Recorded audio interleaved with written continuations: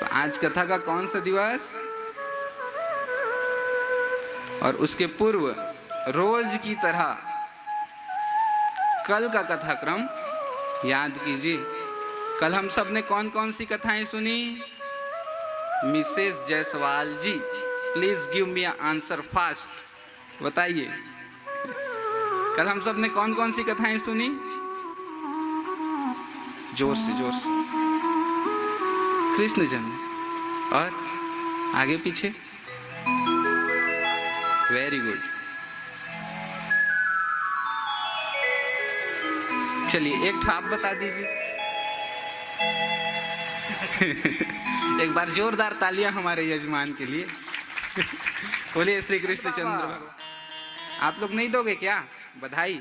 नंद बाबा, मैया यशोदा, नंद बाबा, मैया यशोदा, जितने भी गोकुलवासी थे सब बधाई देते हुए नंद महल की ओर दौड़ने लगे। और नंद बाबा तो इतने प्रसन्न हुए, पुत्र रत्न की जब उन्हें प्राप्ति हुई खूब दान करने लगे। जितनी भी बहुमूल्य वस्तुएं थी, हीरे मोती सोना चांदी जवाहरात, सबको खूब दान कर रहे हैं। इतना दान कर रहे हैं, इतना दान कर रहे हैं, जो पावा राखा नहीं ताहू। जो दान ले रहा है वो भी दान दे रहा है, खूब दान कर रहे हैं। कौन? नंद बाबा बड़े प्रसन्न हैं। अब नंद बाबा इतने प्रसन्न थे, इतने प्रसन्न थे कि एक काम करना भूल गए। कौन सा काम? बोले नंद बाबा हर महीने कंस को कर देते थे। क्या? कर मीन्स टैक्स। हम लोग भी देते हैं ना सरकार को टैक्स। हर वस्तु में आजकल टैक्स देना पड़ता है, सही बात ना? हम लोग भी टैक्स देते हैं सरकार को। और एक बात बड़ी प्यारी है, अभी तो भिलाई वाले सिर्फ टैक्स दे रहे हैं। भिलाई वाले सिर्फ टैक्स दे रहे हैं। अब तो माता लक्ष्मी की ऐसी कृपा होगी कि भिलाई वाले टैक्स नहीं, कुछ समय के बाद इनकम टैक्स भी देंगे। पहले सरकार से लेना, उसके बाद फिर सरकार को देना इनकम टैक्स। खैर, मैं तो चाहता हूँ मेरे सारे यजमान मस्त संपन्न हो, सब इनकम टैक्स वाले बने। और ये भी इच्छा है जब हमारे यजमान इनकम टैक्स देने वाले होंगे तो वो हमें भी इनकम टैक्स देने वाले बना देंगे। बोलिए श्री कृष्ण चंद्र भगवान की। और जोर से बोलेंगे क्या? और जोर से बोलिए। तो नंद बाबा को अचानक से याद आया कि मैं तो प्राकट्य उत्सव में इतना आनंद हो गया कि कंस को कर देना भूल गया। नंद बाबा को जैसे ही ये बात याद आई, नंद बाबा दौड़े दौड़े गए कंस को कर देने के लिए।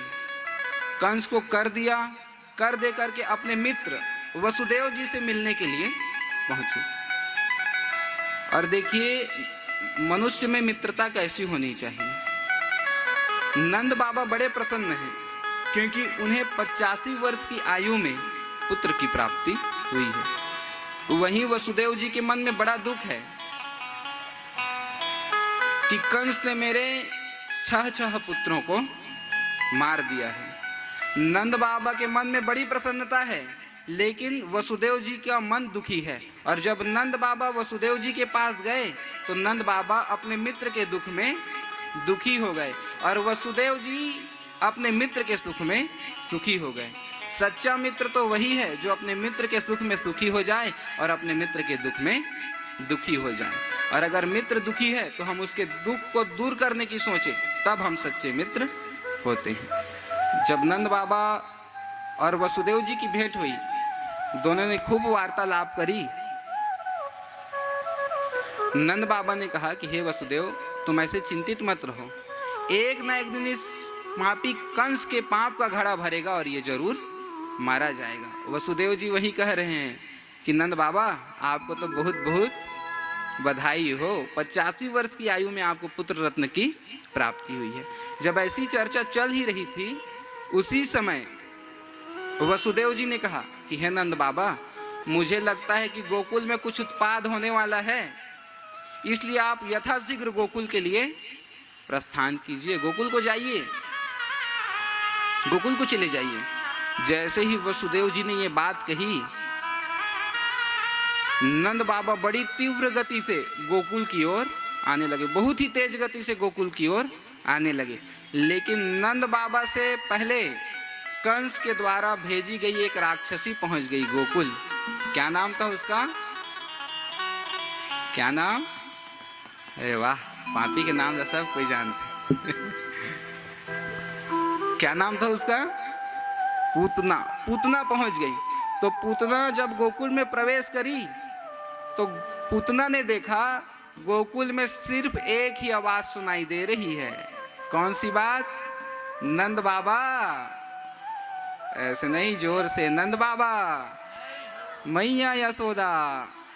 जितने भी गोकुलवासी हैं सब बधाई देते देते नंद महल की ओर जा रहे हैं। पूतना समझ गई कि हो ना हो नंद के यहाँ लाला हुआ है, इसलिए पूतना तो है राक्षसी, लेकिन पूतना ने बहुत ही सुंदर रूप धारण किया। अब जितने भी गोकुलवासी थे सब पूतना को देखते तो पूतना को देख करके कहते, अरे लगता है साक्षात बैकुंठ से लक्ष्मी मैया उतर के आई है और लाला को बधाई देने के लिए आई है।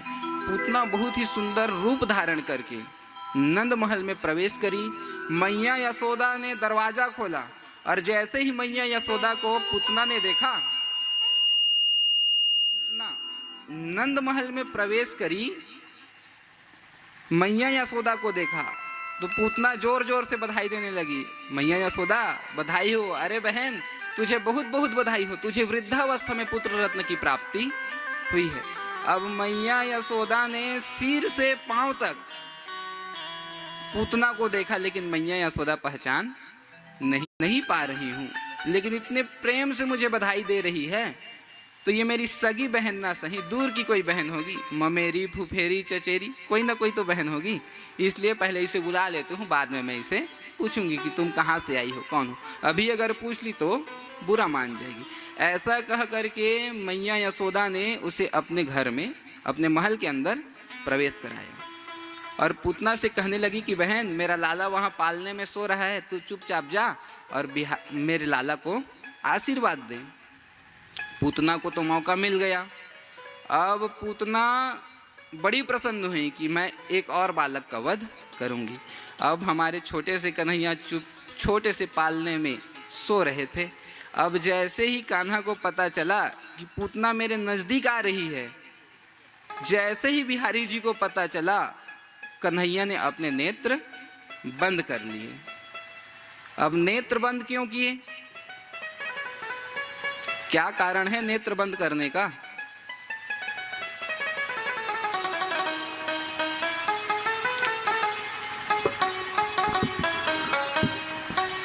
जैसे ही बिहारी जी को पता चला कि पूतना मेरे नजदीक आ रही है, बिहारी जी ने अपने नेत्र बंद कर लिए। नेत्र बंद क्यों किए? इस पर संत बहुत ही बढ़िया भाव देते हैं। अभी कन्हैया छोटे हैं और कन्हैया का अवतार क्यों हुआ है? राक्षसों का उद्धार करने के लिए। कन्हैया समझ गए कि ये मेरे बोहनी का टाइम है, तो भगवान ने समझो नेत्र बंद करके सर्वप्रथम शंकर भगवान को याद किया कि हे प्रभु, मेरे अवतार का प्रयोजन का कार्य जो है आज प्रारंभ हो रहा है, आप मुझे आशीर्वाद दीजिए। और दूसरा कारण ये बताया, भगवान कहते हैं तुम जैसे हो वैसे मेरे समीप आ जाओ, मैं तुम्हें स्वीकार कर लूँगा, लेकिन तुम हो कुछ और बन करके आओगे कुछ तो मैं तुम्हें स्वीकार करने वाला नहीं हूँ। मैं कपटी लोगों को पसंद नहीं करता। भगवान कैसे लोगों को पसंद करते हैं? निर्मल मन जन सो मोह पावा, निर्मल मन जन सो मोह पावा, मोहि कपट छल छिद्र न भावा, मोहि कपट छल छिद्र न भावा। भगवान कहते हैं तुम जैसे हो मेरे सम्मुख आ जाओ, मैं तुम्हें स्वीकार कर लूँगा, लेकिन हो तुम कुछ और कुछ बन करके आओगे तब मैं तुम्हें स्वीकार करने वाला नहीं हूँ। चाहे आस्तिक रहो या फिर नास्तिक रहो, जो भी रहो वास्तविक रहो, बनावटी मत बनो, क्योंकि भगवान कपटी लोगों को पसंद नहीं करते। भगवान कैसे लोगों को पसंद नहीं करते? कैसे लोगों को? और हम लोग कैसे हैं?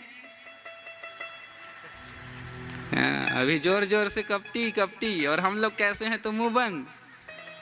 कैसे हैं हम लोग?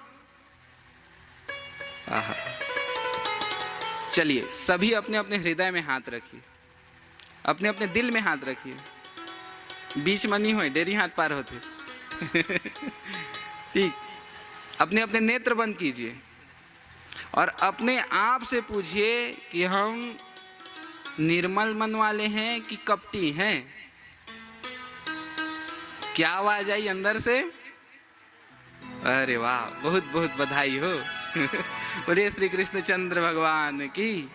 तो सच तो ये है, सबके मन में कपट भरा रहता है, सबके मन में कुछ न कुछ कपट रहता है, लेकिन जब हम भगवान के कथा पंडाल में जाएं, भगवान की कथा से हमें कुछ अच्छी बातें सीखने को मिले और उसे हम धारण करते जाएं, तब एक ना एक दिन हमारा मन निर्मल हो जाता है और उस दिन भगवान हमें पसंद करने लग जाते हैं।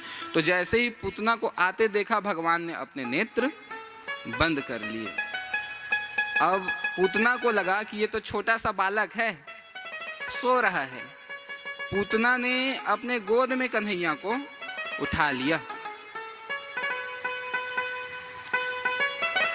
जैसे ही गोद में उठाया, छोटा सा बालक समझ करके, श्री सुखदेव जी कहते हैं, परीक्षित, जैसे कोई मनुष्य सर्प को रस्सी समझ करके उठा ले, उसी प्रकार यहाँ पर पूतना ने साक्षात जगत नियंता भगवान श्री कृष्ण को एक छोटा सा बालक समझ करके अपने गोद में उठा लिया। अब तो पूतना बड़ी प्रसन्न हुई कि मैं एक और बालक का वध कर दूंगी।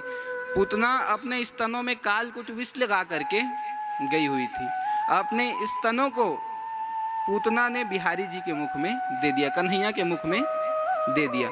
अब भगवान ऐसे हैं, हम भगवान को जो भी चीज अर्पित करते हैं, हर चीज को भगवान स्वीकार करते हैं, हर चीज को बिहारी जी स्वीकार करते हैं। सर्वप्रथम भगवान ने पूतना के विष का पान किया। जब विष खत्म हो गया, तब भगवान ने पूतना के दुग्ध का पान किया। जब दुग्ध समाप्त हो गया, तब बिहारी जी पूतना के प्राणों का पान करने लगे, प्राणों को खींचने लगे। जब प्राण को खींचने लगे बिहारी जी, तब पूतना के मर्म स्थानों में दर्द होने लगा। और जब दर्द अधिक होने लगा, और सच तो ये है, पूतना को दर्द क्यों हुआ? क्योंकि पूतना पापनी थी। क्या थी?